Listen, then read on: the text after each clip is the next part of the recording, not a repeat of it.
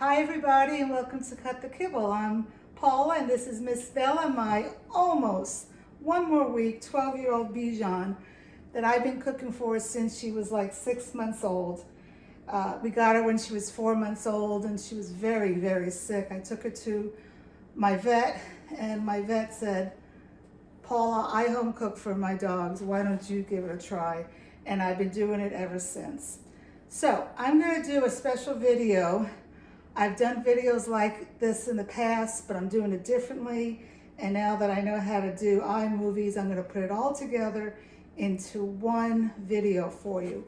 I'm going to make some bone broth and we're going to go step by step. And this time I'm going to be roasting the bones first. Why do I want to do that? Because roasting is going to bring out the flavors and make it more dense, with dense flavors and nutrition, nutritious flavors, I should say. Why is bone broth good for your dog? It's the same reason that it's good for humans. It's very, very nutritious. And if you have a senior dog, or if you're a senior, it's very good for your joints. It fights off inflammation. And especially one reason I give it to Bella is that if you have problems with your tummy, and she does because she gets IBD at times, it can heal the gut. Okay, so I'm going to show you, let's go over here, how I'm going to roast the bones first.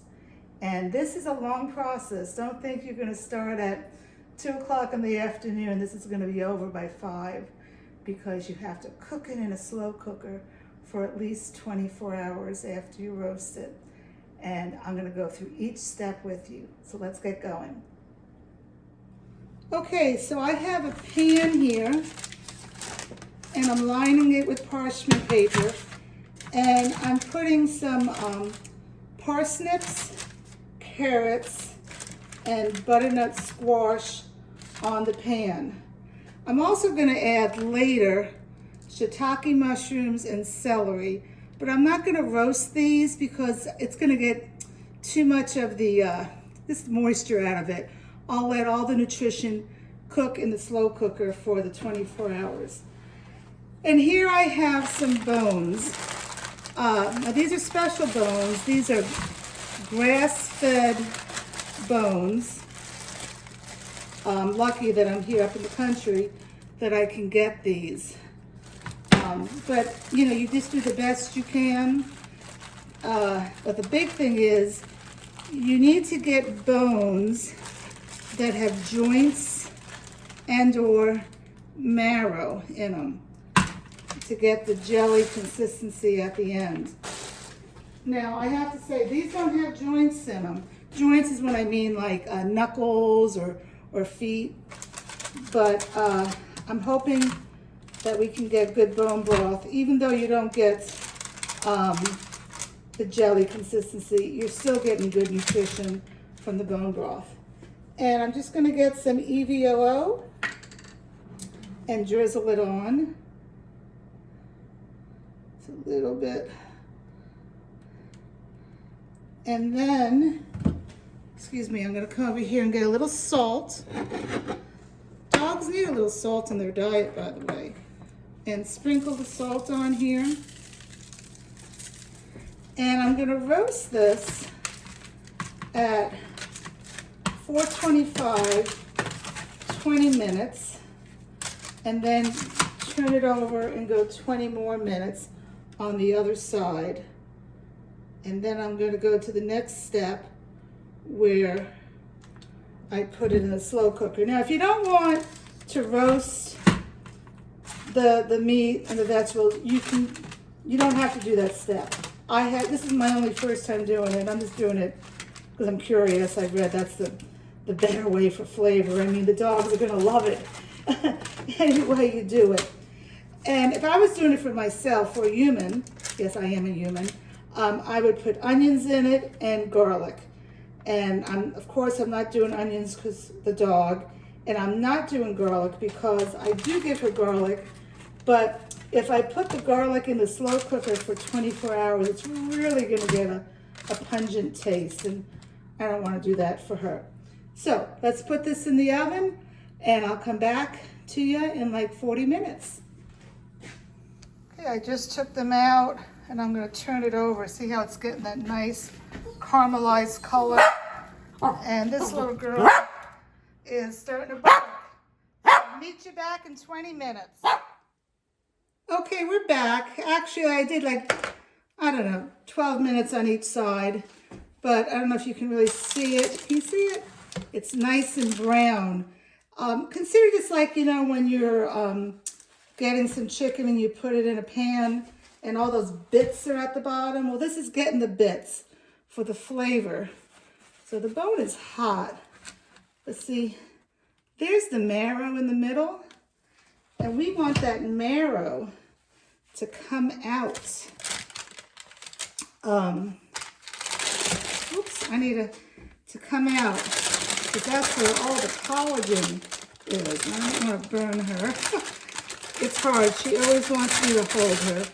Okay, so I'm just going to pour this, all the vegetables and the juices into my slow cooker. And now I'm going to add some celery. Oops.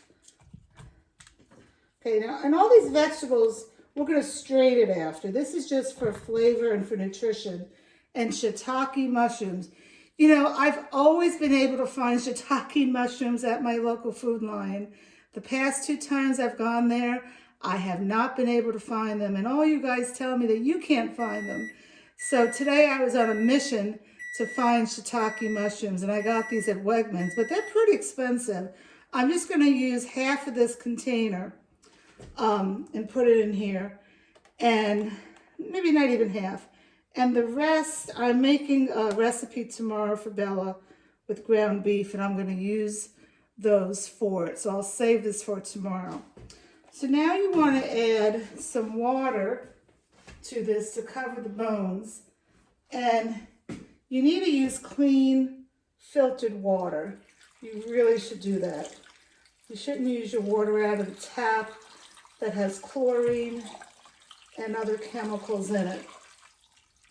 So I use reverse osmosis water that I've talked about. You can go to my playlist and see that. I need to put some more water in, but she's kind of heavy. I'm going to do that after. But the last thing you want to add is some apple cider vinegar. Bragg's is the best that you can get. I ran out of that, so this is Nature's Promise. You want to turn it upside down, and you want to see that mother. That, you know, that's real apple cider vinegar. You want to shake it up, and you want to put a splash. What's a splash? Like 2 or 3 tablespoons in. Let me focus. 1, 2, 3. Why do you do this? This is really important when you make bone broth, because this is going to pull out all that marrow. So I'm going to put a little bit more water in this, cover it up, and I'm going to turn it on. It's 9 o'clock at night. My slow cooker goes for 12 hours. So I'll put it on for 12 hours. And then when I wake up and it's 9 o'clock in the morning, I need to put it on for another 9 hours, because this has to cook for 24 hours. You can do an Instapot, but I've been told that a slow cooker tastes a little bit better. Look, an Instapot's going to be fine too.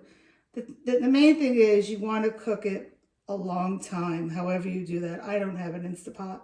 So we're going to just put this on and we're going to go to sleep, and we'll see you tomorrow for the next part of making bone broth.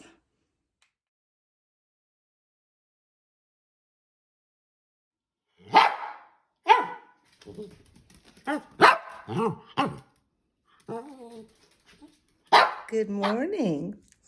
We just woke up and our noses are twitching because we smell something good downstairs.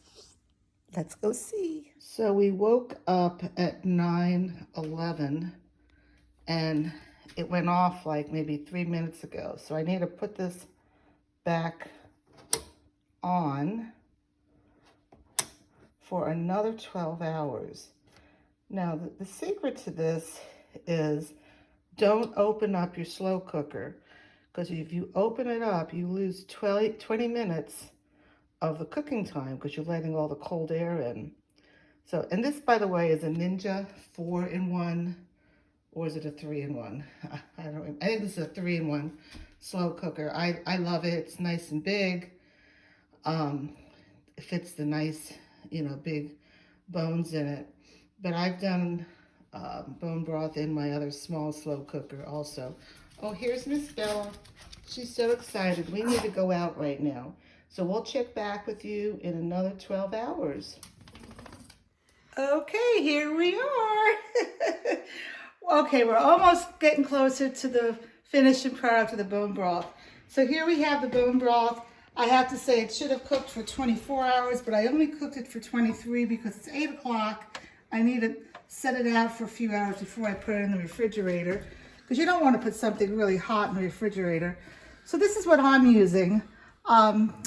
You figure out how you want to do it, but I think this is going to be the easiest for me. I'm going to go ahead, and I'm not going to do this whole thing while holding Bella, but I'm going to take out all the vegetables and the bones, because we don't want this in the bone broth. Okay? Why not? Oh, that's my cameraman. Because it's broth. I guess I could recycle it and put it in her, breakfast or dinner. But this is just broth that we're using. See, here's the bone there. Maybe I could take that meat off and add that to a meal. And see, all the meat has gotten off the bones. I did add half a zucchini in this after I finished the video, and so I'm letting you know that. You can add whatever you want to your broth. Again, if you were making this for you, the humans, you would go ahead and do, of course, onion and maybe some garlic and some parsley. But anyway, I'm going to continue doing this, and then the next step I'll show you in a few minutes. I wanted to add 2 more things. So here's a bone. All the fat and meat is off of it. You never give a cooked bone to a dog. I'll repeat that again. You never ever give a cooked bone to a dog, because it's kind of brittle and they chew it and can go down into their throat and it could splinter and you have horrible problems.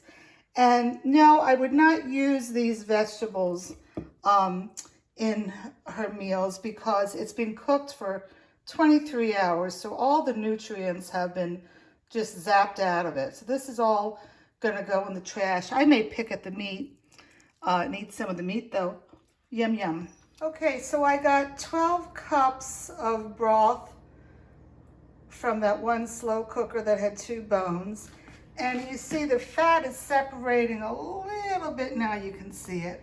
I'm going to let this cool down, and then I'm going to put tops on it and put it in the refrigerator overnight, and I'll meet you back in the morning. Good morning. So, last part of the bone broth. Take it out of the refrigerator, and there's going to be fat on top. Do you see the fat? You want to remove the fat, and I already did this on this one, so I'm going to move this aside.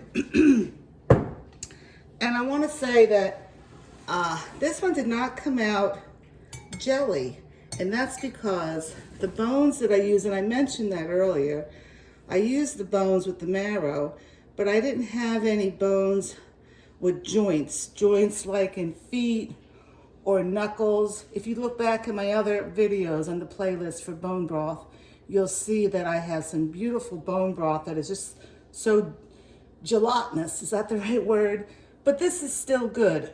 So what I'm going to do now, after I took all the fat off, is I have these ice cube trays, and I bought them on Amazon. The reason I like these is that there's silicone on the bottom, and it has a top.